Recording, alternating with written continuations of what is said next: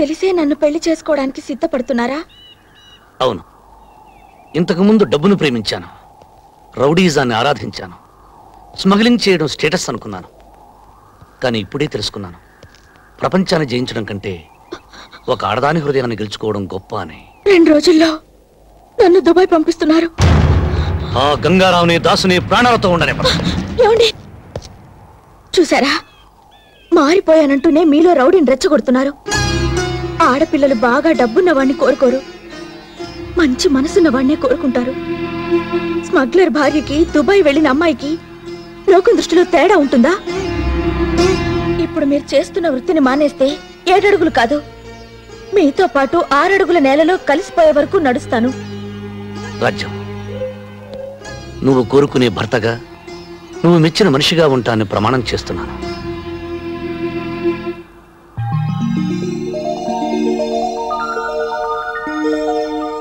స్వాగతం సుస్వాగతం.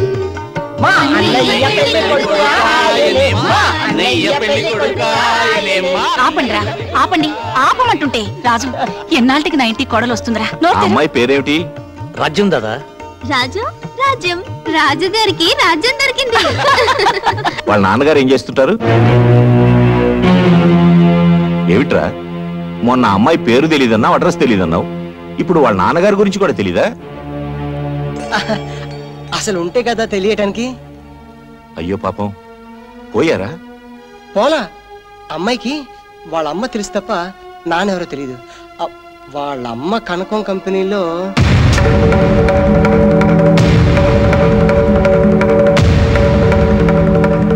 వాడు చెప్పింది నిజమా? నిజం. అలాంటి పిల్లని ఇంటి కోడలిగా తేవాలని చూస్తున్నావా? చెడగొట్టబడిన తల్లికి కూతురు కావచ్చు, కానీ తను చెడిపోలేదు దాదా. హంతకుల కడుపున పుట్టి ఐపీఎస్ ఆఫీసర్లు అయిన వాళ్ళున్నారు. అవినీతిలో అరెస్ట్ అయిన వాళ్ళ కడుపున ఐఏఎస్లు పుట్టారు. వాళ్ళంతా వాళ్ళ కొడుకుల రక్తంలోకి ఇంజెక్షన్ ఇవ్వలేదే. రేపు నీ కోడలు ఎక్కడి నుంచి వచ్చిందని ఎవరిని అడిగితే? దాదా, నీ కోపం వచ్చిందేమో గానీ నేను ధర్మమే మాట్లాడుతున్నాను. మనం గాంధీ గారిలా రత్నాలు వడకల, నెహ్రూ గారిలా తెల్లపావురాలను ఎగరవేలా, రఘుపతి రాఘవ రాజారావు అనే భజనలు చేయటంలే కూలీలు చేసుకుని బతుకుతున్నా. మాఫియా అనే పులి మీద స్వారీ చేస్తూ ఎప్పుడు తింటుందో నేను ఎదురు చూస్తున్నా. నేను అమ్మాయిని పెళ్లి చేసుకుంటానంటే ఎగిరికి అంతే లేదు. నాకు మొగుడు దొరికాడు చాలేని నా చిటికిని వేలు పట్టుకుని పరిగెత్తుకురాలేదు. నువ్వు స్మగ్లింగ్ వృత్తిని మానేస్తే నేను నీతో జీవితాన్ని పంచుకుంటానని చెప్పింది. అందుకే ఈ వృత్తిని మానేస్తానని ప్రమాణం చేసి వచ్చాను. చూసావా పార్వతి, నీ కొడుకు ఎదిగిపోయాడనుకున్నాను, కానీ ఇంతగా ఎదిగాడనుకోలేదు. ఒరేయ్, నిన్నెప్పుడు నా కుడి పక్కనే నిలబడమంటాను. ఎందుకో తెలుసా? నువ్వు నా కుడి భుజానివని. ఈరోజు ఆ భుజం విరిగిపోయిందనుకుంటాను. నీకు అమ్మాయే కావాలనుకుంటే వెళ్ళిపో, కానీ నేను వల్లకాటికి వెళ్ళిపోయాక నా శవాన్ని చూడటానికి కూడా రాకూడదు. దాదా,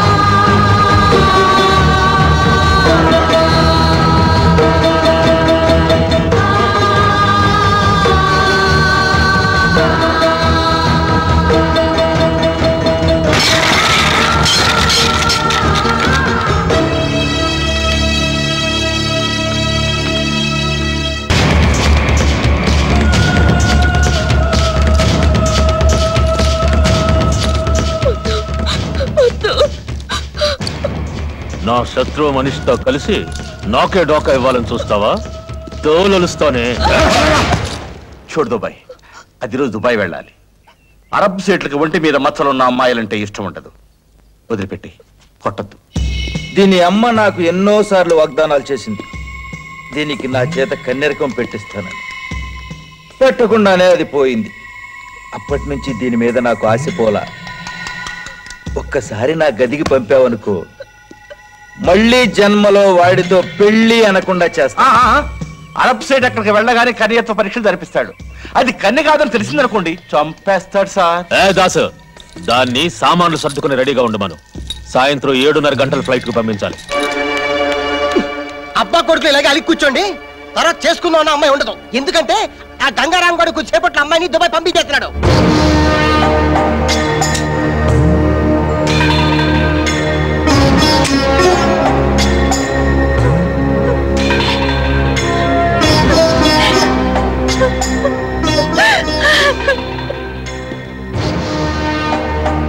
చేసుకోబోయే పిల్ల జీవితం నాశనం అయిపోతుంటే అలా తల వంచుకుని నిలబడతాడేంటి?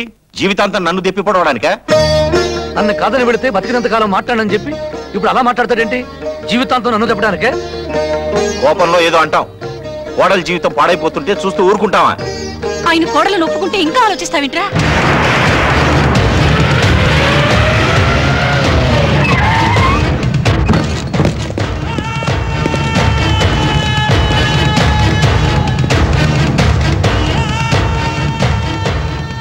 గంగారాం, మనం స్థలాల కోసం కొట్టుకున్నాం, స్మగ్లింగ్ కోసం కొట్టుకున్నాం, కానీ ఇప్పుడు వచ్చింది దీనికోసమేగా.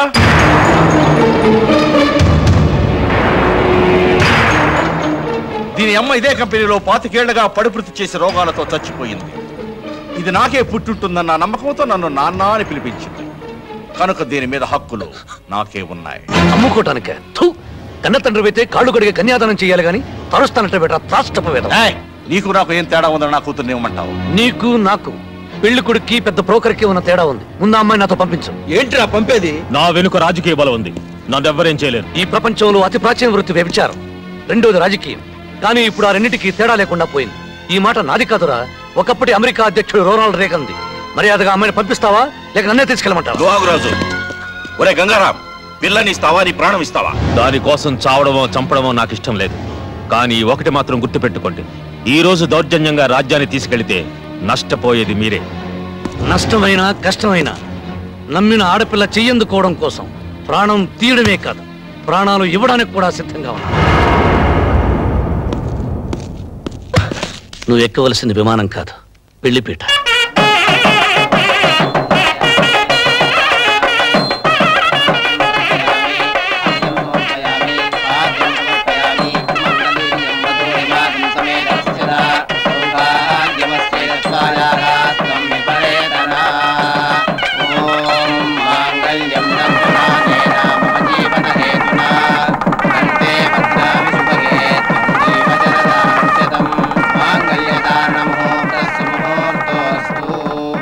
అయ్యా, అరుంధతి నక్షత్రాన్ని చూదురుగా లేవండి. చూడాల్సింది అరుంధతి నక్షత్రాన్ని కాదు, అనురాగాన్ని పంచిన అమ్మని, జీవితాన్ని ఇచ్చిన నాన్నని. రాజ్యం రా. ఆగండి మావయ్య.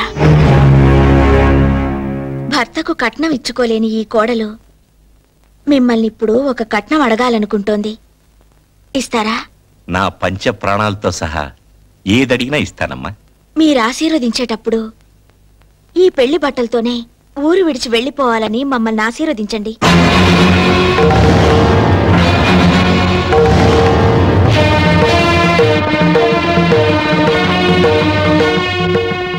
కోడలు రావాలి, కోడలు రావాలి అని కలవరించినందుకు పెళ్లి బట్టలతో నువ్వు మాకిచ్చే బహుమానం అమ్మాయిది.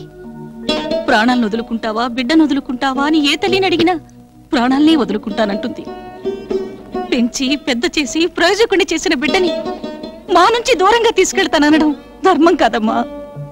నేను ధర్మరాజునైతే వాడు నాకు అర్జునుడమ్మా. ధర్మరాజు ఏనాడు తన చేతిలోని పాచికలను నమ్ముకోలేదు, అర్జునుడి చేతిలోని అస్త్రాలనే నమ్ముకున్నాడు. అమ్మా, పొద్దున్నే లేచి నేను దేవుడి పట్టం చూడనమ్మా, వీడి ముఖమే చూస్తాను. మా బిడ్డని మా నుంచి దూరం చేయొద్దమ్మా. వదినా, పొరపాటు అడిగానని చెప్పు. మా అన్నయ్య అంటే మాకు ప్రాణం, మా అన్నయ్య లేకుండా మేము బ్రతకలేం. ఆయన ప్రాణాలకే ప్రమాదం రాకూడదనే ఈ ఊరు విడిచి వెళ్లిపోవాలనుకుంటున్నాం. రాజ్యం, శరీరంలోని ప్రాణం చిల్లుకుండలో నీరు లాంటిది. ఏదో ఒక నాటికి నీళ్లు లేని కుండ మిగిలినట్లే ప్రాణం లేని కట్టె మిగులుతుంది. అటువంటి ప్రాణాలకు భయపడి నన్ను నా తల్లిదండ్రులు వదిలిరమ్మంటావా? ఉత్తమ స్త్రీతో వివాహం తుఫాను జీవితంలో రేవు లాంటిది. నాలాంటి ఆడదానితో పెళ్లి రేవులో తుఫాను లాంటిది. ఇప్పుడు నా మూలంగా మీ ఇంట్లో తుఫాను రావడం నాకిష్టం లేదు. నువ్వు కట్నం అడిగినప్పుడు నా పంచ ప్రాణాలు ఇస్తానన్నాను, కానీ వాడు నా ఆరో ప్రాణం తల్లి. మీరు నాకు మాటిచ్చారు. అలాగేనమ్మా, నువ్వు వాడి బాగునేగా కోరుతున్నావు. అలాగే వెళ్ళండి, మా నీడ పడనంత దూరం వెళ్ళండి. వెళ్ళిపోండి.